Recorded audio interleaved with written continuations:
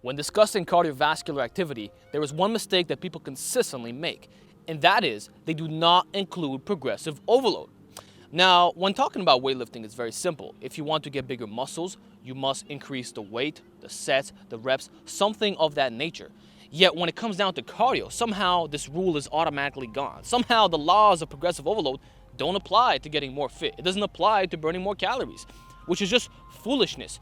You see, the vast majority of people, when they go to the gym, they're gonna hit their session, and at the end of their workout, they'll do maybe 20 minutes of a brisk walk, and they'll call it a day. They're gonna say, oh, I'm 100% covered in terms of cardiovascular activity, when in reality, this could not be further from the truth. Here's the facts. If you wanna get better at cardio, if you want to enhance your muscular endurance or your fitness as a whole, you must make the cardiovascular activity more strenuous over time. Just like you would in lifting weights, whether that be increasing the tempo, the sets, the reps, the weight, something of that nature, you must do the same when it comes to cardio. Otherwise, your fitness will always be the same. You're just maintaining at that point. So my advice for anybody who takes their cardio seriously, who's in this for longevity, who's in this for actual fitness, real fitness of being healthy, being fit, etc., you must make the cardiovascular activity more difficult. Best way to do this, you can increase the duration of the cardio. That's for starters. So instead of doing your classic 20-minute walk, maybe you can increase that to 25 minutes, perhaps 30 minutes, perhaps 40 minutes, maybe even an hour.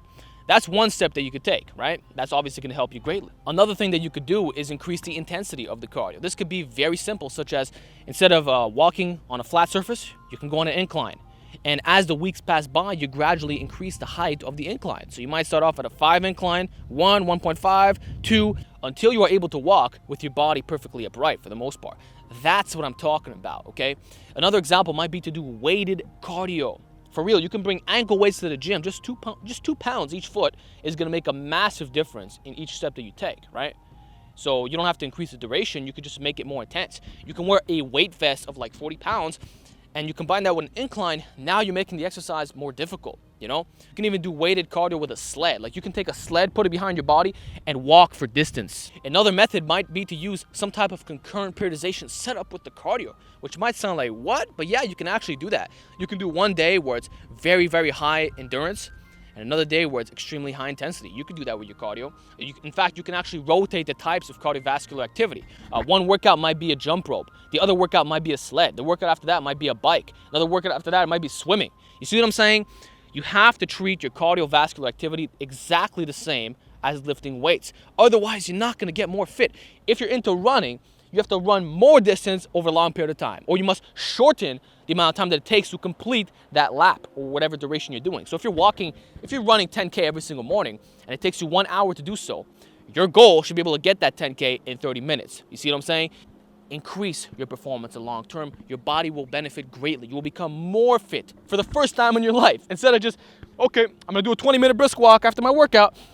That's not gonna do a motherfucking thing. If you wanna get more fit and you're in this for longevity, get used to increasing that duration. Get used to making your exercises more intense, all right? My favorite method, again, is making it more intense. I like putting ankle weights, weighted vests, because I don't have time to walk around for 60 minutes. I have other things to do, you know?